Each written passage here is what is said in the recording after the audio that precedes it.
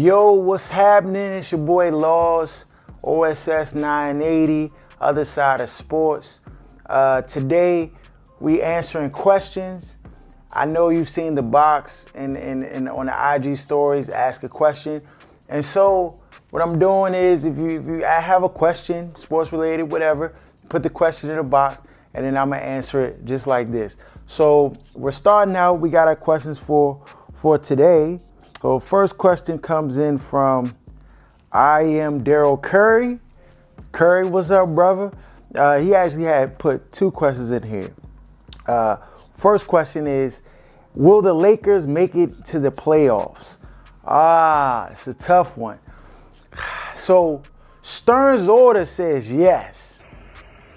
Hey, yo, who mans is this? Because the revenue that LeBron James produces,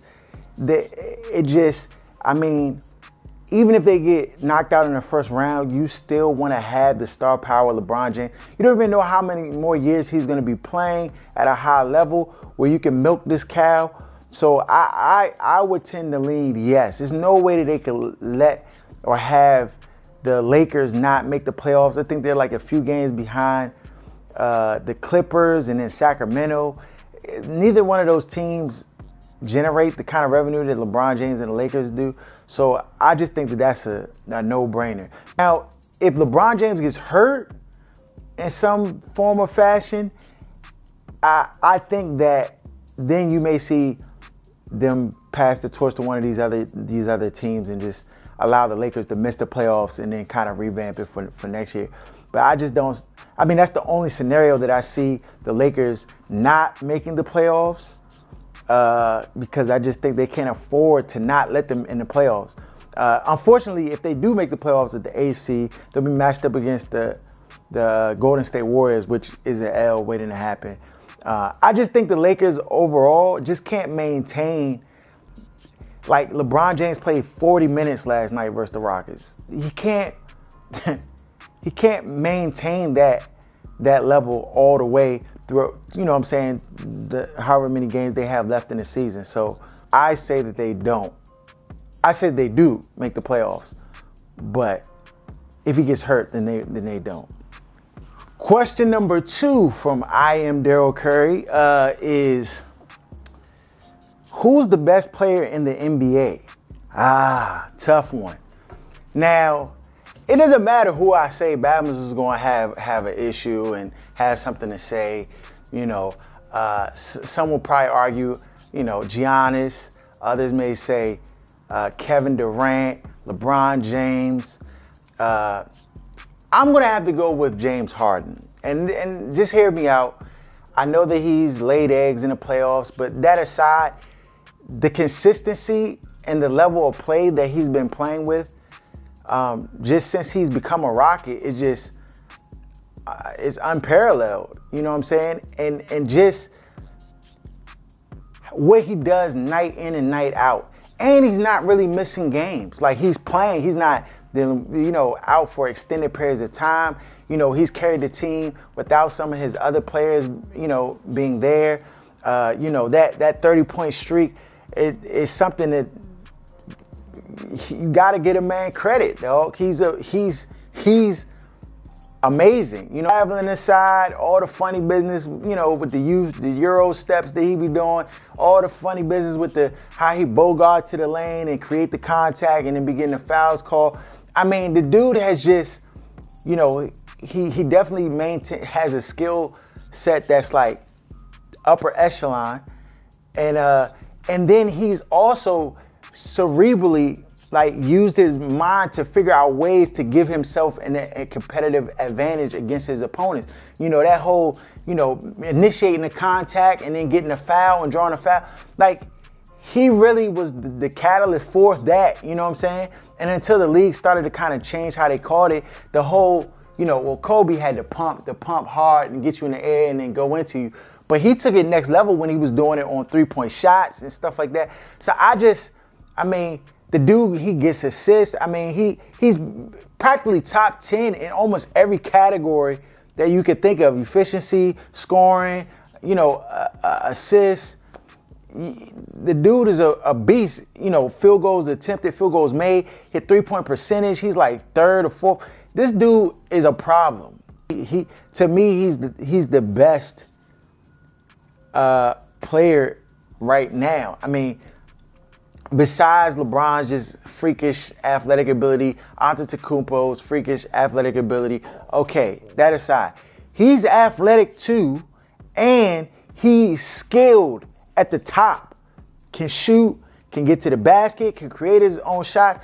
I mean, the dude is phenomenal. So I would have to say James Harden is the MVP right now. I mean, people always put in these other things. Oh, he can't win in the playoffs. Oh, the Bama just he can't get it done. I'm like, look, man, we just talking about sheer talent and basketball ability and what they mean to their team and the impact that they have.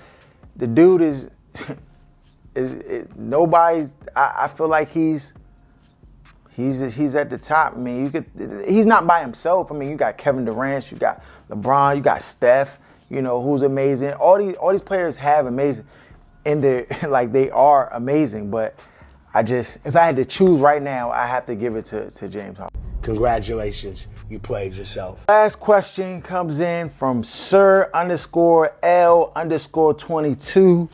I know who that is, Landry. Shout out to my boy Landry. Should Zion not play any more games? Man, well, you know, this Zion thing is, you know, the man busted out of his shoes the other night, and you know, it's a whole bunch of craziness about this whole Zion situation. And I would say, so I think he should sit out. I think he should not play anymore in the NCAA. I mean, a lot of people have an issue with just how much money the NCAA is making off of these kids, and I have the same issue.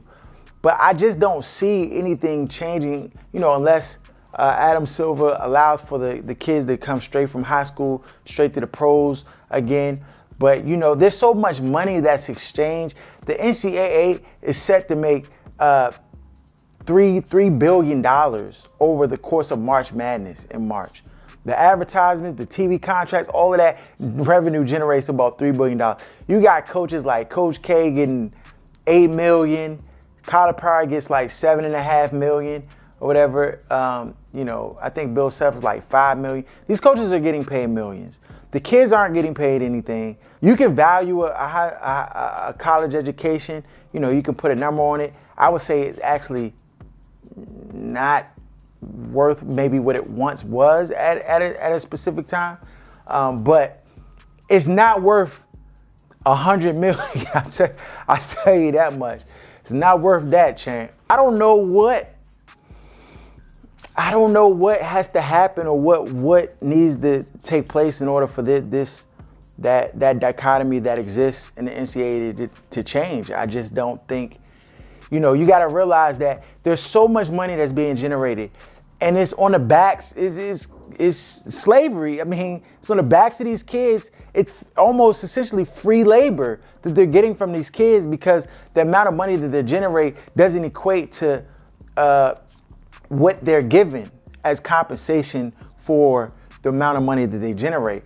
And so, you know, it's a form of slavery. And you know how hard it was to end slavery or stop slavery. Like, slavery was ended, and then they had these Jim Crow laws and these other things to try to keep that establishment in place, because free labor, like, these people are making millions of dollars, though. I just don't see them allowing that to be ripped away from them or be taken away from them.